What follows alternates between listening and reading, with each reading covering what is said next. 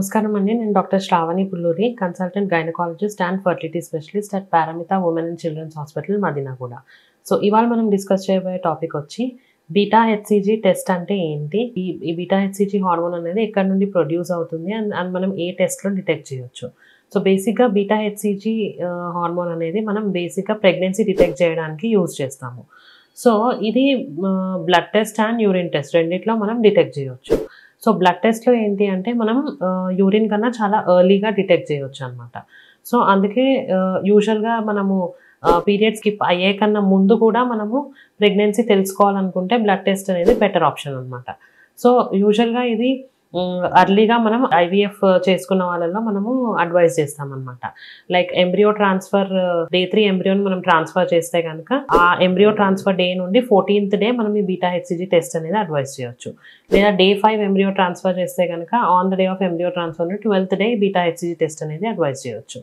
లేదు నార్మల్గా మనము ప్రెగ్నెన్సీ ఉందా లేదా తెలుసుకోవాలంటే కనుక ఒకవేళ యూరిన్లో డిటెక్ట్ అవ్వకపోతే మనకి best option blood serum beta HCG, అంటే బ్లడ్లో మనం బీటా హెచ్సిజీ హార్మోన్ ఎలా ఉందని మనం డిటెక్ట్ చేయొచ్చు అనమాట. సో ఇది చాలా అక్యురేట్ అనమాట. యూరిన్ టెస్ట్లో మనం కిట్ ప్రాబ్లమ్స్ ఉన్నా కానీ ఒక్కోసారి పాజిటివ్ రావడము, నెగిటివ్ రావడం ఇట్లాంటి ఇష్యూస్ ఉంటాయి. సో అట్లాంటి కేసెస్లో ఏంటంటే బ్లడ్లో మనం సీరం బీటా హెచ్సిజీ వాల్యూస్ అనేది చూడడము చాలా బెటర్ ఆప్షన్ అనమాట. సో బేసిక్గా బీటా హెచ్సిజీ హార్మోన్ అనేది ప్రెగ్నెంట్ వాళ్ళలో ఈ మాయా అనేది ప్లాసెంటా అంటాం కదా, దాంట్లో ఉన్న సెల్స్ నుండి ప్రొడ్యూస్ అవుతుంది అనమాట. So that is a main indication female అనేది ప్రెగ్నెంటా కాదా తెలుసుకోవడానికి. బీటా హెచ్సిజీకి మెయిన్గా ఒక ఇది ఉంటుంది, అది ఏంటి అని అంటే లైక్ డబ్లింగ్ అనేది ఉంటుంది అనమాట. సో ఇవాళ వాల్యూ 200 ఉంది అంటే కనుక రేపు వాల్యూ 400 ఉంటుంది. అందుకే బీటా హెచ్సిజీ టెస్ట్ ఎప్పుడు చేయించిన బ్లడ్ సీరం బీటా హెచ్సిజీ అది యూజువల్గా 2 వాల్యూస్ కన్సిడర్ చేస్తాం మనం. సో ఇవాళ ఒక టెస్ట్ చేయించి ఒక 2 days ఆగి మళ్ళీ టెస్ట్ చేయాలి. సో ఎప్పుడైనా వాల్యూ అనేది ఇంక్రీజ్ అవ్వాలి కానీ తగ్గకూడదు. సో వన్స్ వాల్యూ తగ్గుతుంది అంటే కనుక అది non viable pregnancy, like pregnancy అనేది నిలబడదు అని అర్థం. సో అది డబ్లింగ్ ఉంది, వాల్యూ అనేది డబుల్ అవుతుంది, వాళ్ళు 200 ఉన్న లేపు 400 అవ్వడం, తర్వాత అది 800 అవ్వడం. సో ఈ డబ్లింగ్ ప్రాపర్టీ అనేది ఉంది అని అంటే కనుక అది మనకి హెల్తీ ప్రెగ్నెన్సీ కింద కన్సిడర్ చేస్తాము. సో యూజువల్గా లెస్ దాన్ 5 ఉంది వాల్యూ అంటే కనుక అది మనం నెగిటివ్ కింద కన్సిడర్ చేస్తాం, అంటే ప్రెగ్నెన్సీ లేదు అని అర్థం. అదే మోర్ దాన్ 5 ఉంది అంటే కనుక పాజిటివ్ కింద కన్సిడర్ చేస్తాం. బట్ వయబుల్ ప్రెగ్నెన్సీ అనేది గ్రేటర్ దాన్ 25 ఉంటే కనుక మోస్ట్లీ అది వయబుల్ ప్రెగ్నెన్సీ అవుతుంది.